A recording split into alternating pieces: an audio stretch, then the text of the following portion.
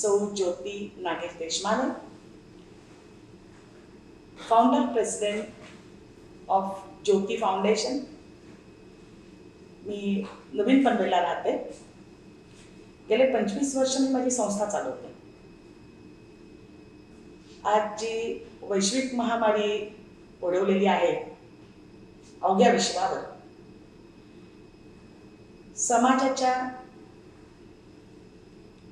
या विषाणूप्रती बऱ्याच शंका कुशंका आहेत. त्याचं निरसन करण्यासाठी आपण doctor Vaishali Lokhande, consultant internal medicine, Apollo hospital, Navi Mumbai, यांना आमंत्रित केलेलं आहे, ज्यांच्याकडून आपण समाजाला भेडसावणाऱ्या आणि संभ्रमात असलेल्या सगळ्या प्रश्नांची सांगोपांग उत्तरं घेऊन आपलं शंकांचं निराकरण करणार आहोत. मी आमंत्रित करते, स्वागत करते डॉक्टर वैशाली लोखंडे. नमस्कार. नमस्कार मॅडम, आपलं स्वागत आहे ज्योती फाउंडेशनमध्ये. पहिला प्रश्न असा आहे जो लोकांना पडलेला आहे. समाजामध्ये वावरताना आणि बरेच वर्ष मी समाजसेवा करते. आता लॉकडाऊनमध्ये सुद्धा रेग्युलर बेसवर माझे काही ना काही समाज उपयोगी, समाजाच्या गरजेनुसार उपक्रम सुरू आहेत. तेव्हा समाजामध्ये जे संभ्रम आहेत त्यातला पहिला संभ्रम आहे कोरोना आणि कोविड-19. ही एकाच विषाणूची दोन नावं आहेत ना, पण अशी दोन नावं का आहेत? ओके, ॲक्च्युली हा खूप बेसिक प्रश्न आणि आय एम हॅपी तुम्ही हा विचारला. तर कोरोना व्हायरसच हा प्रकार जो आहे, हे विषाणू आहेत. जसे आपल्याला सर्दी, पडसं, खोकला होतात, तर ते जे विषाणू असतात ते जे हवेतनं पसरतात किंवा टचवरती पसरतात, त्यातली एक विषाणूची जात असते कोरोना व्हायरसेस. तर कोरोना व्हायरसेस हे खूप कालांपासून, खूप वर्षांपासून जगात अस्तित्वात आहेत. ते माणसांना, प्राण्यांना सर्दी, पडसं, खोकल्याचे आजार देतात. तर ऑलरेडी आपल्याकडे काही कफ कोल्डचे आजार आहेत जे कोरोनाने पसरतात. पण हा जो सध्याचा जो कोविड-19 हा जो आजार आहे, तो आजार हा ॲक्च्युली नवीन प्रकार आहे. कोरोना विषाणूंचंच एक म्युटेशन झालं, म्हणजे एक चेंज झालेला आहे आणि हा व्हायरस प्राण्यांपासून माणसांमध्ये आलेला आहे. हा विषाणू प्राण्यांना त्रास देतो, प्राण्यांमध्ये आजार निर्माण करतो, पण हा प्राण्यांपासून माणसांमध्ये स्प्रेड झालेला विषाणू आहे. आणि त्यात म्युटेशन्स होत गेले, म्हणजे त्याच्यात बदलाव होत गेले, ज्याच्यामुळे तो विषाणू वेगळ्या प्रकारचे सिरियस लक्षणं आपल्या शरीरात तयार करतो. तर कोरोना व्हायरसमुळे झालेल्या आजाराला कोविड-19 असे म्हणतात. कोरोना व्हायरस डिझीज 2019, याच्यापासून कोविड-19 हा शॉर्ट फॉर्म तयार झालेला आहे. तो 19 मध्ये आल्यामुळे ते नोवेल व्हायरस, नवीन कोरोना, म्हणजे आपण असं म्हणूया कोरोनाचं नवीन व्हर्जन. हो, कोरोनाचं न्यू व्हर्जन म्हणून त्याला नोवेल कोविड म्हणतात. Novel Covid. Okay okay, thank you doctor. आपण आता त्या अनुषंगाने बाकी सगळे आलेले प्रश्न, ज्याला कोरोना इन्फेक्शन झालेलं आहे, पेशंट पॉझिटिव्ह निघाल्यावर त्याला हॉस्पिटलाइज केलं जातं. त्यातला हॉस्पिटलमधून डिस्चार्ज करताना त्याची तुम्ही टेस्ट करत असाल, ब्लड टेस्ट. बरोबर. तर ती टेस्टमध्ये निगेटिव्ह असं दिसतं का तुम्हाला? हो, तर ॲक्च्युली कोरोनाची जी टेस्ट आहे ना, ती एक थ्रोट स्वॅब म्हणून एक प्रकार असतो. घशातले आणि नाकातल्या स्रावांचा चाचणी घेतली जाते. एक स्वॅब असतो, लहान कांडी, ती नाकात घशात घालून त्याचे स्राव तपासणी करता घेतात. त्या टेस्टला RT-PCR असं टेस्ट म्हणतात आणि त्याच्यामध्ये विषाणूंचे काही अंश टिकत होतात. तर जोपर्यंत विषाणू तुमच्या शरीरामध्ये आहेत ते तुमच्या घशा आणि नाकाच्या स्रावांमध्ये प्रेझेंट असतात, त्यात अस्तित्वात असतात. आणि जेव्हा त्या विषाणूंचा पूर्णपणे क्लिअरन्स होतो, व्हायरस बॉडीमधनं आपल्या इम्युनिटीमुळे म्हणा किंवा तुमच्या अँटीव्हायरल जे मेडिसिन्स देतात त्या सगळ्यामुळे जसं विषाणूंचा पूर्ण खात्मा होतो, त्यानंतर ती चाचणी पुन्हा केल्यास ती टेस्ट निगेटिव्ह येते. तर ह्या आजारातनं पेशंट मुक्त झाला म्हणण्याकरता ती टेस्ट निगेटिव्ह येणं गरजेचं आहे. ओके, पण म्हणजे ते ब्लडमध्ये करत नाहीत, ती टेस्ट थ्रोट स्वॅबने करतात. ओके. अँटीबॉडी टेस्टिंगचा प्रकार जो आहे सध्या तरी आपल्याकडे अप्रूव्ह नाही आहे. हा. काही किट्स डेव्हलप केल्या जातात आहे. आता समजा आपण डेंग्यूची चाचणी जेव्हा करतो त्याच्यामध्ये आपण तुम्ही आय एम शुअर कोणी ना कोणीतरी तुमच्या ओळखीच्याने केली असेल तर डेंग्यूचं चाचणी करताना आपण डेंग्यू NS1 IgG IgM अशा टेस्ट करतो. तर IgG IgM म्हणजे काय आहे, आपल्या शरीरातली प्रतिकार शक्ती जी असते रोगप्रतिकारक शक्ती त्याने व्हायरसला एक्सपोज झाल्यावरती काही प्रोटीन्स बनतात त्याला अँटीबॉडीज म्हणतात. तर हे अँटीबॉडीज शरीर निर्माण करतं एक्सपोजर झाल्यावर काही कालावधीनंतर. तर ते अँटीबॉडीज तयार झाल्यावर जर ती IgM असेल तर ते आत्ता हल्ली इन्फेक्शन झालं असं त्याचा अर्थ असतो आणि IgG म्हणजे इन्फेक्शन जुनं किंवा काही महिन्यांपूर्वीचं किंवा ओल्ड इन्फेक्शन असं त्याचं आम्ही त्याचं लॉजिक असतं. त्याचं लॉजिक असतं. तर कोरोना व्हायरस टेस्टमध्ये पण IgG IgMच्या किट्स तयार होत आहेत पण आय डोंट थिंक त्या ऑफिशियल अप्रुव्हलसाठी अवेलेबल आहेत किंवा टेस्टिंगसाठी अवेलेबल आहेत सध्या तरी. त्यामुळे चाचणी थ्रोट्स करायचं. ओके.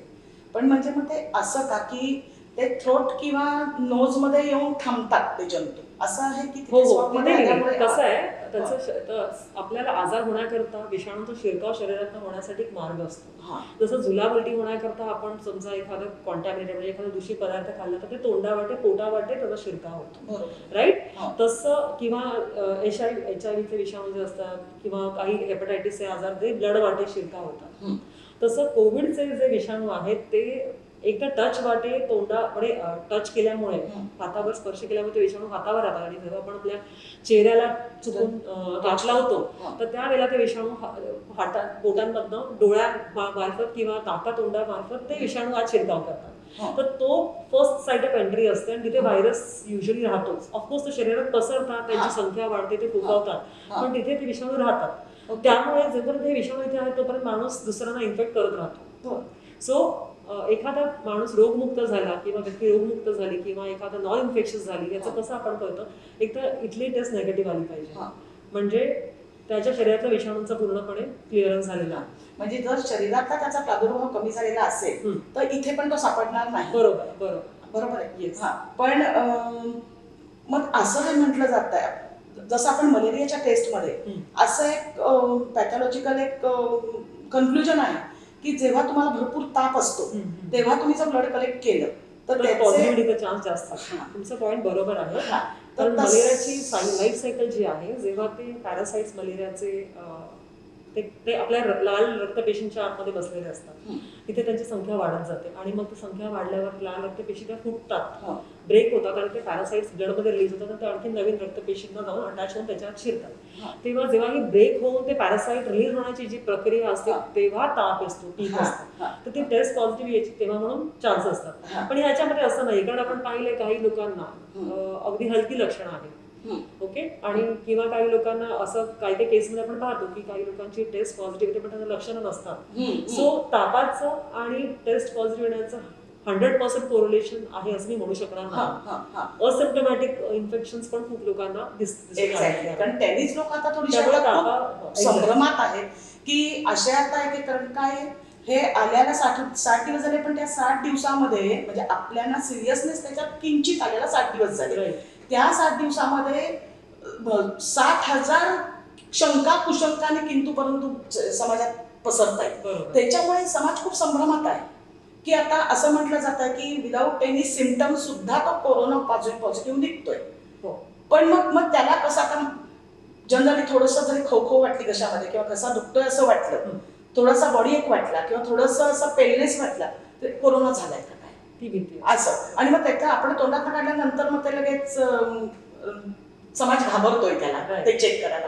मग अशा ह्याच्यात नक्की खात्रीशीर काय की हे करायला हवं की नको तुम्ही म्हणता. राईट. तर लक्षणं कसं आहे आता जर हे 2019 साल असतं आणि तुम्हाला घसा खोकवला असता आय एम शुअर तुम्ही घरी 10 दिवस औषध प्रयत्न केले असते किंवा डॉक्टरकडे आला असता. आता काळ बदलला आहे, सिच्युएशन वेगळी त्यामुळे आपल्याला काळजी घ्यावी लागणार आहे. तर सर्दी, पडसं, खोकला, घसादुखी ही जी लक्षणं आहेत ती कोरोना व्यतिरिक्त इन्फ्लुएन्झामध्ये म्हणजे साध्या फ्लूच्या तापामध्ये, स्वाईन फ्लू मध्ये पण दिसून येतात. ते तुमच्या साध्या सर्दी पडशामध्ये दिसून येतात. काही लोकांना टॉन्सिलायटिसमध्ये पण घसा दुखणं, खवखव आणि खोकला येतो. तर क्लिअर कट लक्षणं नसताना डॉक्टरांना देखील हे सांगणं प्रॅक्टिकली डिफिकल्ट आहे की हो हे कोरोना आहे किंवा नाही. तर जेव्हा तुम्हाला जर ताप, घसा दुखणं, खोकला ही जर लक्षणं असतील तर आणि समजा आणि मोस्ट इम्पॉर्टंट आपण जसं आपण म्हणतो की ह्या आजाराचा प्रसार कसा होतो, तर मी तुम्हाला काय म्हटलं, कॉन्टॅक्टमुळे आणि कफ ड्रॉपलेट. समजा एखाद्या व्यक्तीला ते आजार आहे आणि त्यांच्या नाकात किंवा घशात ते विषाणू आहेत आणि ते जेव्हा शिंकतात खोकतात तेव्हा ते द्राव असतो की तो स्राव असतो तो बाहेर पडतो, 2 मीटरच्या अंतरापर्यंत त्याचा स्प्रेड असतो, राईट. तर समजा ह्या रेडियसमध्ये जो कोणी असतो त्यांना इन्फेक्ट व्हायची भीती असते. हवेतला नाही, जसं स्वाईन फ्लू किंवा इन्फ्लुएन्झा हवेतनं पण होता, तुम्हाला डिरेक्टली कॉन्टॅक्टमध्ये याची गरज नसते. तर त्यामुळे तुम्ही जर एखाद्या इन्फेक्टेड पर्सन व्यक्तीच्या सहवासात आलेला नसाल तर चान्सेस कमी आहेत. पण प्रॉब्लेम हा आहे की हा विषाणू शरीरात शिरल्यावर तुमची लक्षणं दिसायला किमान 2 आठवड्यांचा कालावधी जातो. तर तुम्हाला कॉन्टॅक्ट आला जरी असेल, तुम्हाला रिकॉल होणं दरवेळेला शक्य नसतं. म्हणजे लक्षात येणं की बाबा हो मी अशा व्यक्तीच्या कॉन्टॅक्टमध्ये आले, मी डीमार्टच्या लाईनमध्ये उभे होते आणि समोरचा माणूस खोकत होता, किंवा माझ्या कॅशियर जो होता तो, म्हणजे मला एक उदाहरण सांगितलं, डीमार्ट असं नाही म्हणायचं, तुम्ही एखाद्या दुकानात गेलं किंवा पुढे तुमचा जिथे तुमचा व्यवहार चालू जिथे तुमच्या गोष्टींची देवाणघेवाण होती. सो हे थोडंसं अवघड असतं. पण समजा तुम्ही हेल्थ केअर वर्कर आहात, तुम्ही हॉस्पिटल सेटिंगमध्ये आमच्यासारखे कोणी काम करतात, तर त्यांना जर लक्षणं आली असतील आणि त्यांचं जर एखाद्या पेशंटची कॉन्टॅक्ट आला असेल तर अर्थातच आमचं टेस्टची करण्याची ही वाढते, टेंडन्सी वाढते. पण बाकी ठिकाणी मग पेशंटचं क्लिनिकल सिच्युएशन बघून केलं जातं.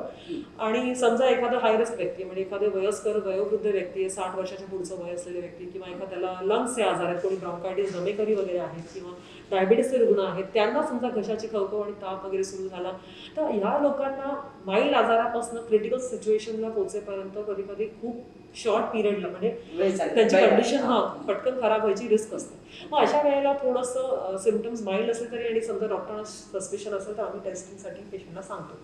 तर मला एक म्हणायचं यातनं बोध घ्यायचा हा आहे की आपली लक्षणं आपण स्वतः जज करू नका. खूप ठिकाणी हेल्पलाईन्स पण अवेलेबल आहेत, व्हिडिओ कन्सल्टेशन अवेलेबल आहेत, टेलिकन्सल्टेशन अवेलेबल आहेत. तुम्हाला हॉस्पिटलला जायची जर भीती वाटत असेल तर आमचं अपोलो देखील अपोलो 24/7 नावाचं एक ॲप राबवत आहे, त्याचे टेलिकन्सल्टेशन होत आहे. डॉक्टर फोनवर किंवा व्हिडिओ कॉलवर तुमच्याशी कन्सल्ट करू शकतात. म्हणजे हे तर अपोलोच झालं, पण तुमच्या आसपासचे डॉक्टर देखील आजकाल फोनवर कन्सल्ट करतात.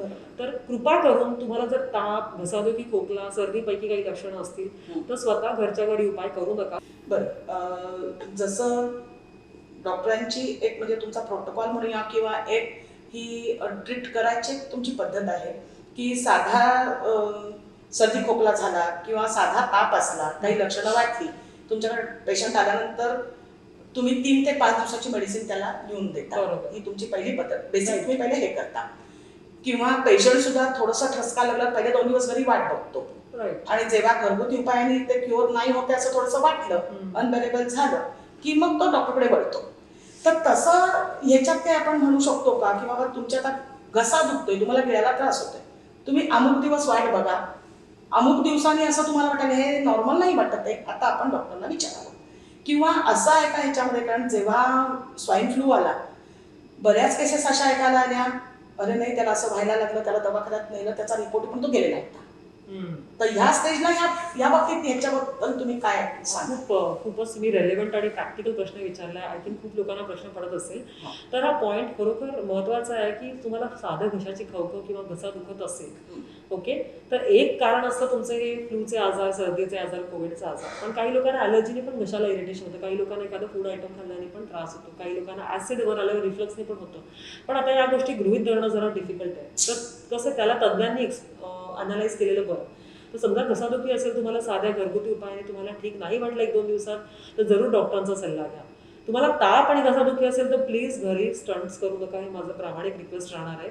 कारण काही लोकांना शॉर्ट पिरियडमध्ये म्हणजे घसादुखी, ताप, खोकला असताना 1-2 दिवसात पण त्यांचं प्रॉब्लेम खूप वाढल्यामुळे त्यांना मग आयसीयूत जायची वेळ आलेली आहे. काही लोकांना म्हणजे व्हेंटिलेटरपर्यंतची पण गरज पडली आहे. ऑफकोर्स आमचं Apollo hospital non Covid centre आहे, पण केसेस आम्ही डिस्कस करतो, we are sharing with doctors in Covid hospitals, तर आम्हाला कळत आहे. तर पॉईंट हा आहे की ताप आणि घसादुखी, खोकला असेल तर कृपा करून घरी वाट बघू नका, एक कन्सल्टेशन घ्या, वॉट एव्हर बी द मोड, पण एक ओपिनियन घ्या. नुसतं घसादुखी, सर्दी असेल तर एखाद दिवस 2 दिवस वाट बघू शकता. Had it been some other time, दुसऱ्या एखाद्या वेळी मी तुम्हाला म्हटलं असतं 1-2 दिवस वाट बघायला हरकत नाही. पण अशा बाबतीत कसं आहे, काही लक्षणं तुम्हाला कळतील आणि कसं आहे, धाप लागण्याची स्टेज जी येते खोकला आल्यावर, ती स्टेज कधी कधी खूप पटकन येते, तुम्हाला तो आजार वेळच देत नाही. आणि स्पेशली जर तुम्ही वल्नरेबल पॉप्युलेशन, म्हणजे तुम्ही जर समजा वयोवृद्ध आहात, एखादा माणूस किंवा एक दमेकरी आहे, बीपी, डायबिटीस, हार्टचे रुग्ण आहेत, किंवा ज्यांना ब्रॉन्कायटिस वगैरे आहे, अशा लोकांना ते वल्नरेबल म्हणजे त्यांना रिस्क जास्त असते. मग त्या लोकांनी जरूर लवकरात लवकर वैद्यकीय सल्ला घ्यावा. ओके. दुसरं, हा विषाणू हवेत नाहीये असं. हो, सध्या तरी हेच आहे आपल्याला, बरोबर आहे. फक्त ते पर्सन टू पर्सन ट्रान्समिशन हां. म्हणतो. आणि त्याचं ध्रुवण गोष्ट अशी आता झालेली आहे, तुम्ही जर पाहाल की वैद्यकीय क्षेत्र, पोलीस डिपार्टमेंट, साफसफाई कर्मचारी, बरोबर आहे, रस्ता साफ करणार, बरोबर आहे. हॉस्पिटलमधला साफसफाई कर्मचारी वेगळा, पण जे रस्ता झाडणारे कॉर्पोरेशनचे कर्मचारी आहेत, या सगळ्यामध्ये जर तुम्ही पाहिलं, हे वगळून हॉस्पिटलमध्ये साफसफाई करणार किंवा ऑफिसमध्ये साफसफाई करणारे कर्मचारी वगळून रस्त्यावरचा, तर या तिन्हीमध्ये जर तुम्ही पाहिलं तर डॉक्टर इफेक्टेड झालेला ऐकायला आलाय, पोलीस कर्मचारी आलाय, हॉस्पिटल किंवा ऑफिसमध्ये साफसफाई करणारा कर्मचारी कोविड-19ला इफेक्ट झालेला आपण ऐकलाय. पण रस्ता साफ करणारा ऐकलेला नाहीये की कोणीही रस्ते साफ झाडतायत त्यांच्यामध्ये कोविड आलाय, असं आतापर्यंत ते ऐकायला नाही आलेलं. ओके. हा, बातमीमध्ये पण नाही आपण ऐकलेलं, लेखी बातमीमध्ये पण नाही आणि चॅनलवरच्या पण नाही. तर मला असं म्हणायचं की आपण प्रत्येक वेळेस असं सांगितलं जात आहे की तुम्ही सारखं सॅनिटाईज करा, हात पण सॅनिटायझर तुम्ही साफ करत राहा, इव्हन घराचे हँडल पण सॅनिटाईज करा. बाहेरून तुम्ही आलात, बाहेरचं ठीक आहे बाबा, बाहेरनं कुठून तरी आपण आलो, पण घरातही प्रत्येक गोष्ट तुम्ही सारखी साफ करा हे जे म्हटलं जात आहे. जर तो हवेत नाहीये, ठीक आहे, तर मग तुम्ही सारखं, जर तुम्ही कुठे टच केलेलं नाहीये, सपोज आता जी अबाव 60 लोक आहेत ती मोस्टली घरी आहेत, मग तुमच्या तरीसुद्धा जे दाराचे हँडल्स आहेत किंवा फ्रीज हँडल आहे किंवा घरातले काही इक्विपमेंट आहेत त्याला तुम्हाला सॅनिटाईज का करायला पाहिजे जर तो हवेत नाहीये, मग तो तिथे कसा आलाय? एक फक्त ह्याच्यात एक प्रॅक्टिकल पॉईंट हा आहे की तुम्ही भले घरात असाल 24 तास पूर्ण फॅमिली, आय एम शुअर तुम्ही ग्रोसरी किराणा आणण्याकरता, औषध पाण्याकरता डेफिनेटली घरातनं बाहेर पडताय किंवा तुमच्याकडे होम डिलिव्हरीने सामान येत आहे, कुठल्या ना कुठल्या कारणाने हँड एक्सचेंज होतात आहे, कॅश होत आहे, कार्ड एक्सचेंज होत आहे, काही होत आहे, पण सामान येत आहे. ओके, आता एक उदाहरण घ्यायचं झालं तर पिझ्झा डिलिव्हरी बॉयचं झालं होतं. हे सुरुवातीला झालं जेव्हा कोविड बद्दल खूप उत्सुकता होती आणि केसेस कमी होते आणि आपण प्रत्येक न्यूज अगदी डिटेलमध्ये वाचत होतो. पण त्यावेळेला कसं त्या माणसाने खूप लोकांना, आणि जसं आता इव्हन आपण केसेस बघतोय पेपरात येत आहे की एक ऑफिसचा एक कर्मचारी इन्फेक्ट झाला आणि त्याच्यानंतर मग त्याच्यावर कॉन्टॅक्टमध्ये. सो हा जो विषाणू पसरण्याचा जो मेथड आहे, जो पद्धत आहे ती कॉन्टॅक्टद्वारे. तुम्ही जर घरात असाल, तुमच्या घरातली कोणी व्यक्ती आजारी नसेल, तर हँड सॅनिटायझेशन कशा करताय की इन केस तुम्ही इन्फेक्टेड आहात, तर तुम्ही सिम्टमॅटिक नाही आहात, तुम्हाला लक्षण नाही आहेत, इतरांना पसरू नये म्हणून. ते ऑब्सेशन नाही होता कामा, म्हणजे दिवस रात्र तेच करायची गरज नाहीये, पण साफसफाई इज ऑलवेज गुड. ओके, साफसफाई, पण हे तुम्ही जर म्हणताय हँडल साफ करणं, नॉब साफ करणं, हे सगळं ह्याच्या करता आहे की इन केस तुमचा कोणाशी कॉन्टॅक्ट आला असेल आणि तुम्ही त्या वेळेला तुमच्या अनवधानाने तुम्ही हाताची साफसफाई नाही केली आणि मग you carried the virus inside your house, मग then common areas of contact जसं मोबाईल फोन म्हणा किंवा रिमोट म्हणा किंवा तुमचे हँडसेट्स म्हणा, लँडलाईन, कम्प्युटर डेस्कटॉप्स म्हणा किंवा बाथरूमचे नळ म्हणा. बरोबर आहे. तर हे कसं आहे, तुम्ही जर तुम्हाला तशी सवय असेल की बाहेर आलेला साफसफाई करायची, तर मग ही याची गरज नाही, कमी आहे. That is one thing. समजा एखादा माणूस काम करतोय, काही कारणाने बाहेर जातोय, इन्फेक्ट झालाय, त्याला लक्षणं फार नाही आहेत, पण तो नाका तोंडाला हात लावतोय आणि त्याच्या शरीरात विषाणू आहेत पण त्याला आजाराचं लक्षण नाहीये, नाका तोंडाला हात लावल्यावर ते विषाणू इथून हाताला मजा पसरतात, ते गो बोथ वेज ना, दोन्हीकडे जातात. आणि मग मी समजा इथे हात लावला, मला लक्षणं काही नाहीत, मी सगळं मेंटेन करते, पण इफ आय एम इन्फेक्टेड मी सगळ्यांना पसरवू शकते. बरोबर, याच्या करता त्यांचं म्हणणं आहे हँड सॅनिटायझेशन. तुम्ही एकटे असाल तर फरक नाही पडणार घरात, तुम्ही एकटे माणूस व्यक्ती असाल तर, पण लहान मुलं असतात, कोणाकडे म्हणजे आजी आजोबा असतात, त्या लोकांना रिस्क जास्त असते, कारण लहान मुलांना हायजीन मेंटेन करणं त्यांच्या स्वभाव वयाच्या ह्याच्यामुळे आपण अपेक्षा करू शकत नाही. वयस्कर माणसांना खूप लिमिटेशन असतात, त्यामुळे त्यांना, आणि प्लस ते वल्नरेबल असतात, त्याच्यासाठी हे सल्ला दिला गेला की तुम्ही साफसफाई ठेवा किंवा हे जे एरिया साफ. बरोबर आहे. मग ते कसं आहे की याच्या बाबतीत ना बऱ्याच गोष्टी सविस्तरपणे नाही सांगितल्या गेल्या मीडियाकडून किंवा अथॉरिटीज कडून. त्याच्यामुळे जी काही माणसं वयोवृद्ध घरीच आहेत, त्यांच्याकडे बाहेरून काही येत पण नाहीये, जात पण नाहीये. पण मग ते लोक काय होतं ह्याच्यामध्ये, आता घाबरून जातात. कोविड कमी मारेल पण मानसिकता जास्त ही भीती पण असते, म्हणजे या भीतीने लोक पॅनिक होत आहेत. त्याच्यासाठी या गोष्टी सविस्तरपणे समाजासमोर जाणं जरा गरजेचं आहे असं मला वाटतं. दुसरा हा प्रश्न असा आहे मॅडम की असंही म्हटलं जात आहे की जर तुमची प्रतिकारशक्ती जर चांगली असेल म्हणजे कसं आहे, वयोवृद्ध आहे, काही डायबेटिक आहे, कॅन्सर आहे, जी अशी ज्यांचं निर्मूलन होणार नाही असे जे आजार आहेत त्यांनी खूप सांभाळायला पाहिजे. त्यांना अटॅक पटकन करणार ह्या विषाणू. बरोबर आहे. पण त्याच्याच बरोबर जी सशक्त आहेत ना, ज्यांना काहीच नाही आजार, पण जे 50-55 कडे आलेली आहेत त्यांची जर प्रतिकारशक्ती चांगली असेल तर जरी ते कॉन्टॅक्टमध्ये आले तरी त्यांना इफेक्ट कमी होणार आहे. हे खरं आहे का? ऍक्च्युली एखाद्या आजारामध्ये एखाद्या व्यक्तीला किती त्रास होतो आणि त्याचं कॉम्प्लिकेशन्स किती होतात हे 2-3 गोष्टींवर अवलंबून असतात. एक तर तो विषाणू, म्हणजे कोविड व्हायरस हा नवीन आहे, त्यामुळे आपल्या शरीरामध्ये त्याच्याबद्दल काही इंट्रेन्सिक इम्युनिटी नाही, म्हणजे ऑलरेडी आंतरिक जी प्रतिकारशक्ती असते. समजा सर्दी पडसं झालं थोडक्यात दाखवतो एकदा होऊन गेल्यावर, कारण आपल्या शरीरात थोडीफार तरी अँटीबॉडीज असतात त्याबद्दल. पण हा आजार टोटली नवीन आहे, हे विषाणू नवीन आहे, तर आपल्या शरीराला त्याचा कधी एक्सपोजर झालेला नसल्यामुळे आपली प्रतिकारशक्ती, जी रोगप्रतिकारशक्ती जी शरीरातली असते आंतरिक, ती एखाद्या व्हायरसला एक्सपोज झाल्यावर ती अँटीबॉडीज बनवायला लागतात जे त्या व्हायरसला फाईट करतात. ओके. पण बिकॉज कारण हा आजार नवीन असल्यामुळे आपल्या शरीरात त्याची मेमरी नाही, इम्युन मेमरी म्हणतात त्याला, इम्युनिटी इश्यू नाही. ओके. तर समजा आपण आता डेंग्यूचे 3-4 रुग्ण उदाहरणार्थ घेतलं, सगळ्यांचे प्लेटलेट्स आपण 50,000 धरून चालूया. तुम्ही पाहिलंय पनवेलमध्ये पण डेंग्यू आहेत, नवी मुंबईत पण आम्ही केसेस बघतो. एखाद्या व्यक्ती डेंग्यूमुळे, त्याच वयाची 3 माणसं असतात, एखादा व्यक्ती घरी मॅनेज होतो, एखादा व्यक्ती हॉस्पिटलमध्ये ऍडमिट होतो वॉर्डमध्ये, एखादा व्यक्ती आयसीयूत जातो, एखादा व्यक्ती व्हेंटिलेटरवर जाऊन प्राणाला मुकावं लागतं. बरोबर. विषाणू तोच आहे, वयोगट पण साधारणपणे तोच. मग हा फरक का? तर एक तर व्हायरस तो जरी असला तरी एखाद्या व्हायरसशी लढण्याची आपली आंतरिक प्रतिकारशक्ती असते, ते इम्युनिटी. ओके. पण इम्युनिटीची एक लिमिट असते. कधी कधी आपल्या शरीरामध्ये त्या व्हायरसमुळे इतकी नाजूक सुनामी आली की नाजूक जी होते तसं एक सुनामी होते, आतमध्ये केमिकल चेंजेस होतात, ऑड म्हणजे केमिकल चेंजेस झाल्यामुळे व्हायरसमुळे डॅमेज कमी, पण त्या केमिकल चेंजेसमुळे डॅमेज जास्त होतात. त्याच्यामुळे काही लोकांना डेंजर, म्हणजे जीवाला त्यांचा धोका असतो. आणि आपण म्हणतो की 60 वर्षाच्या वयाच्या वरच्या लोकांना रिस्क जास्ती आहे, पण असं नाही. तुम्ही आता जर केसेस बघाल भारतातले 30 ते 60च्या मधल्या लोकांना पण झालेले आहेत, आणि सगळेच मृत्यू जर झालेले आहेत ते 60च्या वरच्या लोकांना झाले असं नाही, काही त्या खालच्या लोकांनाही झाले आहेत. ऑफकोर्स तुम्हाला डायबिटीज, ब्लड प्रेशर तर तुमचा रिस्क खूप पटीने वाढतं, पण असं जरुरी नाही की तुम्हाला काही रिस्क नाहीये तर मला काही होणार नाही. प्लीज या संभ्रमात राहू नका.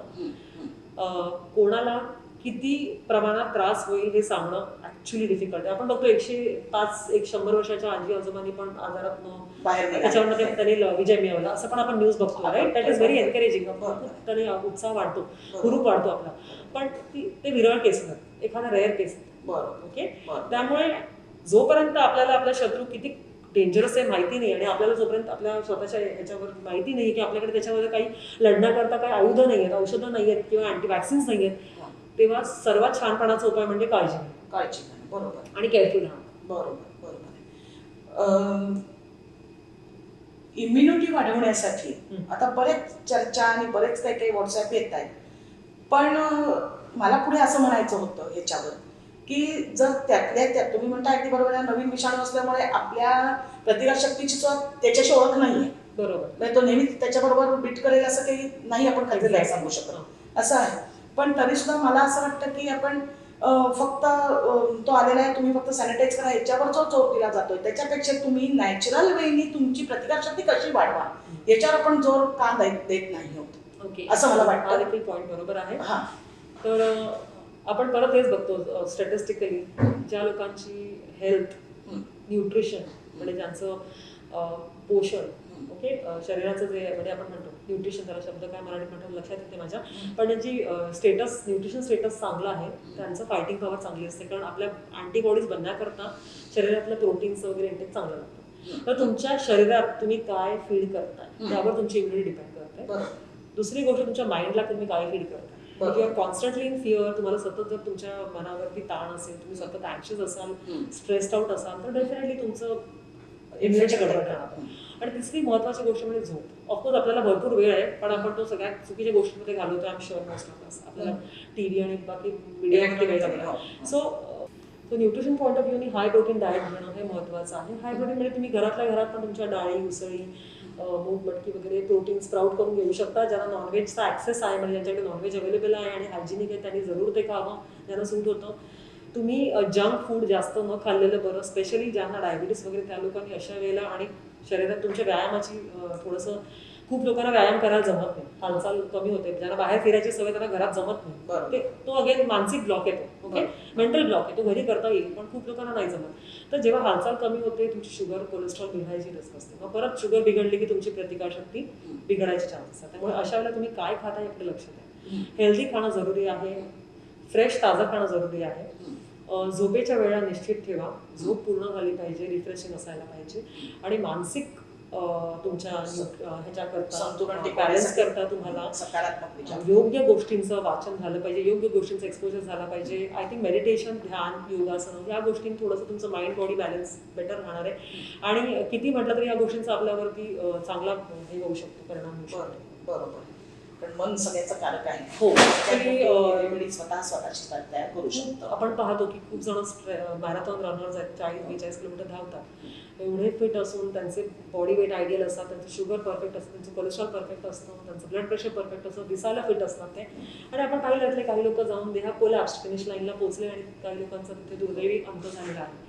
तर का हे एवढे डिसिप्लिन लोक आहेत, एवढं व्यवस्थित खातात पितात, व्यवस्थित एक्सरसाइज करतात, मग यांना काय त्रास झाला.